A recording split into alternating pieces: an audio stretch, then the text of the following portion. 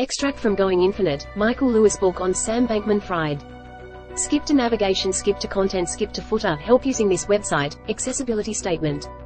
Markets data. Events. Lists. Advertisement. Companies. Financial services. Cryptocurrencies. The one thing Sam Bankman-Fried's first employer missed. In this exclusive extract from Going Infinite, Michael Lewis writes about Sam Bankman-Fried's bizarre entry into the world of high-frequency trading. In late 2012, Sam had entered his junior year at MIT as just another physics student who had lost his interest in physics. Approximately zero of MIT's physics majors became physicists anymore. Most went to work for Google, or for high-frequency trading firms. Jump Trading, Tower Research Capital, Hudson River Trading, Susquehanna International Group, Wolverine Trading, Jane Street Capital. All these Wall Street companies Sam had never heard of came to the job fair that year inside the MIT gym. And he became just a little curious about them. Bankman-Fried was surprised when 3 different high-frequency trading firms invited him to interview for their summer internships.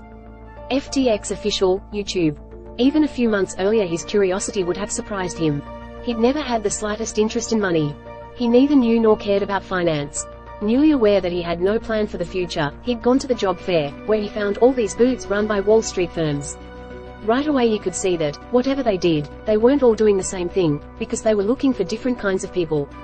Some advertised for core developers, or programmers, while others were looking for traders. Sam had no talent for coding. About trading, all he knew was that he was not obviously unqualified to do it. He dropped his resume with the firms looking for traders. He was surprised when 3 different high-frequency trading firms emailed him to invite him to interview for their summer internships: Susquehanna, Wolverine, and Jane Street Capital. You couldn't just Google Jane Street Capital and learn anything useful about the place. I had no idea what to expect, said Sam. I didn't even know what types of interviews these were going to be. He had 3 phone interviews with Jane Street traders, and they were like no interviews he'd ever heard of. The traders seemed to believe that no evaluation of him other than their own was of any use in determining whether he was suited to do what they did. But their questions were mostly just mental math. The first ones were so trivial that Sam figured they must just be trying to see how his mind responded when he was nervous. What's 12 times 7, for example? The more correct answers Sam supplied, the more complicated the mental math became. If you roll 2 6-sided dice, what are the odds you get at least 1 3? If you didn't stop and think, you might guess the odds were 1 in 3. The error in that answer could be seen if you reframed the question: what are the chances of not rolling a 3 with 2 dice? You had a 5 in 6 chance of not rolling a 3 with a single die. To get the odds with 2 dice, you multiplied 5/6 by 5/6. So, 25/36. There was an 11 in 36 chance that, with a roll of 2 dice, you'd get 1 3. The in-person interview, in mid-November, was different. For an entire day he had to solve puzzles and play games. These games came with a warning label, however. The Jane Street selection process was designed to minimize the amount of valuable time the traders spent evaluating applicants. The moment any interviewer disapproved of Sam's play, the games would end, and he'd be sent packing. Advertisement. For the first game, Sam was grouped in a room with 2 other applicants and a Jane Street trader. The trader dealt out a hand of poker, then asked them each to reveal a single card. Then he started suggesting all these weird wrinkles on poker. For example, you can pay 4 chips to exchange one of your cards for a new one. Does anyone want to do that? After each new card, the trader would stop play and try to provoke Sam and the other 2 guys into making side bets with each other.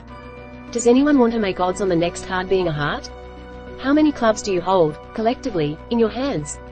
Of course, it was impossible to know just how accurately these games identified great traders, because no one who played them poorly was given a chance to trade. Still, at the end of that first round Sam was sitting on a lot more chips than the other 2 applicants. At which point his interviewers separated him from the other 2 applicants, whom he never saw again, and put him through 5 more rounds of 45 minutes each. All of the games turned out to be as peculiar as the card game. The coin flipping game, for instance, here are 10 coins, each differently weighted. One is a normal, evenly weighted coin, and thus has a 50% chance of landing on heads, or tails. The other 9 coins are all unevenly weighted, though no 2 in exactly the same way. We're not going to tell you how they are weighted, except to say that some are weighted to land more often on heads and some on tails. One coin might land on heads 62% of the time, for example, while another coin might land on tails 80% of the time. You'll be given 30 minutes to flip any coin you wish.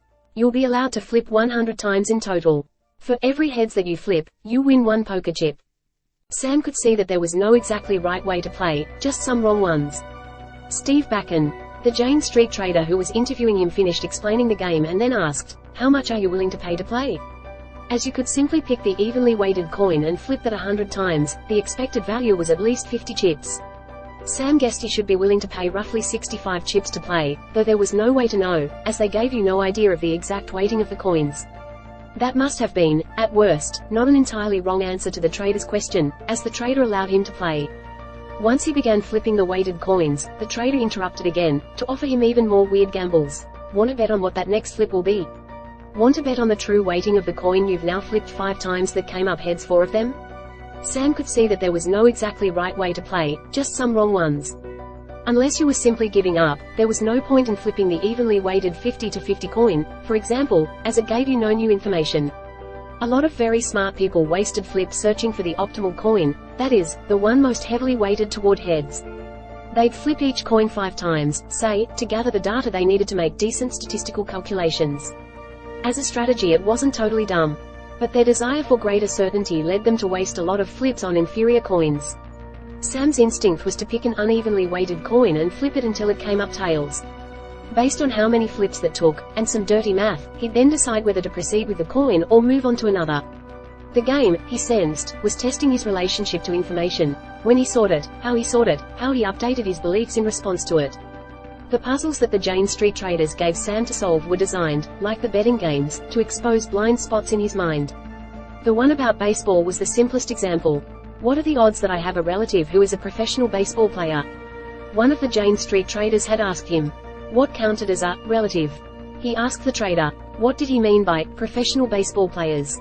Relative, the Jane Street trader said, was any second cousin or closer, and pro baseball player included both major and minor leagues but nothing else. Sam guessed there were roughly 100 baseball teams that fit that definition, and that each had roughly 30 players.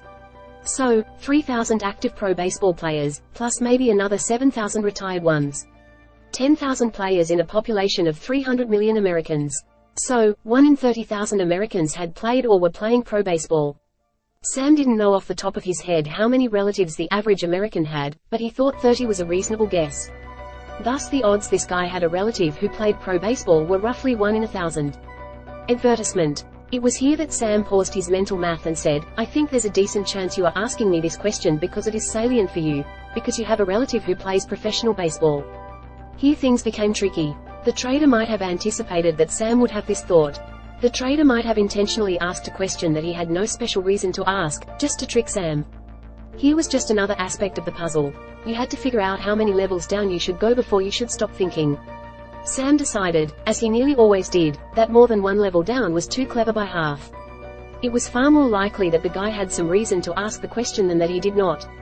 He didn't know by exactly how much, but the mere fact the trader had asked the question shifted the odds that he had a relative who played pro baseball to something better than 1 in 1,000. That was the other thing he was testing for, said Sam. In the end Sam put the odds at 1 in 50. And it turned out that the Jane Street trader did indeed have a second cousin who had played professional baseball. By the end of the day of interviews, Sam felt he'd discovered something about himself. By the end of the day it was clear that it was by far the best I'd ever done at anything, he said. Jane Street offered him a summer internship. So for that matter did the other high-frequency trading firms that had invited him to apply. One firm had halted the interview process midway through and announced that Sam had done so much better at their weird games and puzzles than every other applicant that there was no longer any point in watching him play. Rap sheet. At the end of the summer of 2013, 9 months after they'd hired him, Jane Street executives sat Sam down to discuss his performance. The strengths he'd revealed in the interviews were still clearly strengths. His mind was clearly well suited to modern financial markets, so obviously so that, just a few weeks into the summer internship, the Jane Street executives had taken him aside and offered him a full-time job. Sam's weaknesses were the news. At the point of intake, no one at Jane Street had tested Sam for his social abilities. None of his interviewers had cared how he related to other people. They'd compiled what amounted to a rap sheet. Several things had occurred that summer to cause the Jane Street executives to be a bit less sure of their feelings about Sam. All had involved social interactions. Some Jane Street full-timers had found Sam's constant fidgeting annoying, especially the way he compulsively shuffled playing cards. One senior executive had been seriously offended by the bluntness with which Sam had revealed the stupidity of a question the executive had posed to a class of interns. Maybe most alarmingly, more than a few Jane Streeters were disturbed by Sam's indifference to other people's feelings. Sam thought his bosses had misread his social problems. They thought he needed to learn how to read other people. Sam believed the opposite was true. I read people pretty well, he said. They just didn't read me.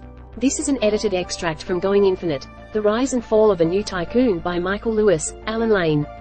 Copyright Michael Lewis. Introducing your newsfeed. Follow the topics, people and companies that matter to you. Find out more. Read more. Cryptocurrencies. Weekend Fin. AFR Weekend. Online trading. Latest in financial services. Fetching latest articles. Most viewed in companies. The Daily Habit of Successful People. Copyright 2023, The Australian Financial Review, 9 Entertainment Company.